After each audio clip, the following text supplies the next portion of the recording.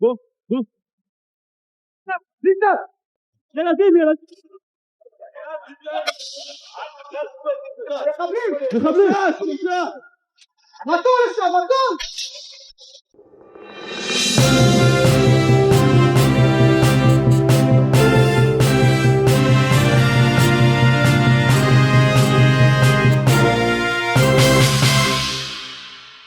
Ketegangan di perbatasan Gaza kembali memuncak ketika suara dentuman artileri menggema dari arah utara.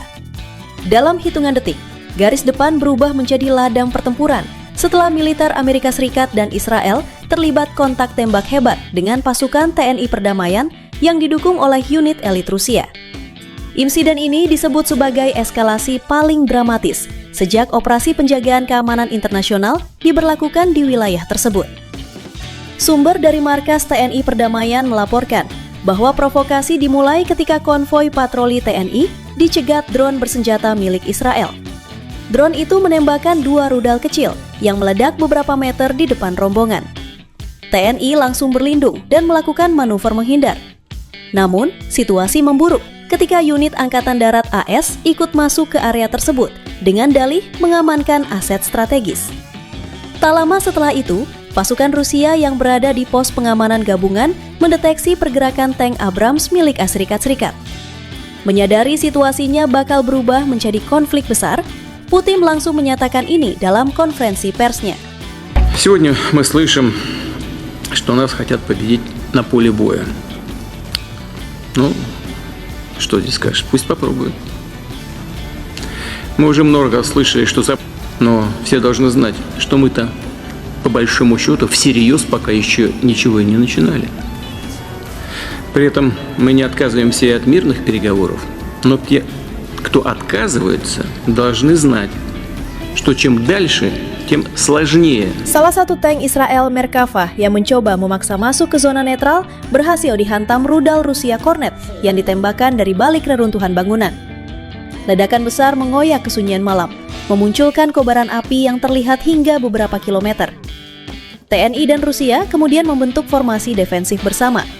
Pasukan gabungan itu memanfaatkan posisi gedung hancur, parit-parit bekas konflik, dan lorong-lorong sempit yang sudah mereka hafal selama berbulan-bulan menjalankan misi perdamaian.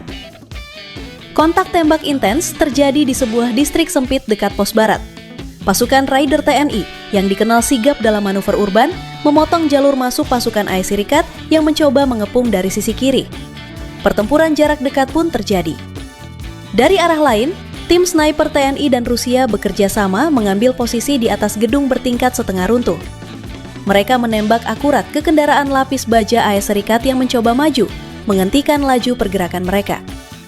Meski datang dengan peralatan yang lebih modern, pasukan gabungan AS Serikat Israel tidak menyangka bahwa koordinasi TNI Rusia begitu cepat dan terorganisir. זהו יום קשה. אמרתי לכם, יהיו ימים קשים, אבל יש גם ימים גדולים. אנחנו בדרך לסכל את שני האיומים הגדולים על קיומנו.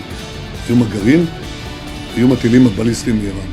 אנחנו פעלנו בשעה 12, לפני שאיראן הצליחה לשעות קדימה לעשות נשק גרעיני, לפני שהיא רצה קדימה לפתח 10,000 טילים בליסטיים כאלה, כמו שנפלו בבת ים. Dalam komunikasi internal yang bocor, terdengar salah satu komandan AS memerintahkan pasukannya untuk tidak melanjutkan penetrasi karena menghadapi perlawanan koordinatif yang tak terduga. Pasukan Israel yang maju dari sisi kanan pun terjebak di zona terbuka setelah TNI menutup jalur mundur mereka.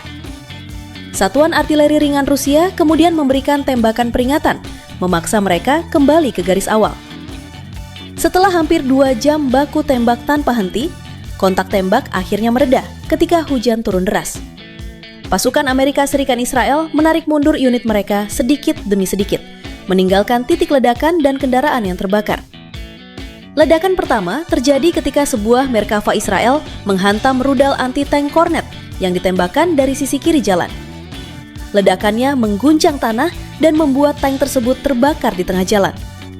Pasukan Amerika Serikat langsung membalas dengan menurunkan tim AT-4 dan menembakkan roket ke arah pertahanan TNI Rusia. Namun, roket mereka meleset dan hanya menghancurkan bangunan kosong. Di sisi lain, pasukan Raider 321 TNI berhasil memotong jalur masuk pasukan Israel dari gang sempit. Kontak tembak jarak 20 meter pun terjadi. Insiden ini langsung menjadi perhatian global. Negara-negara Eropa menyerukan penyelidikan. China meminta deeskalasi.